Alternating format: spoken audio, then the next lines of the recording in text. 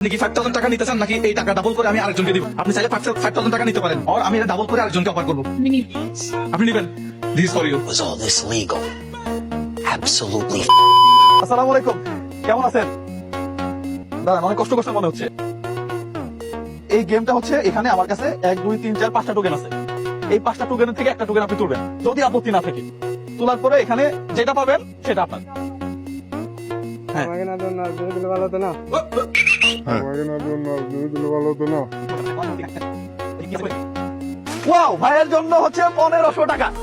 1500 টাকা এই ভাইয়ের জন্য, এবং টাকা হইতেছে একেবারে নতুন টাকা। হ্যাঁ, 1 2 3 4 5 6 7 8 9 10 11 12 13 14 হ্যাঁ, এই 1500 টাকা আপনার জন্য।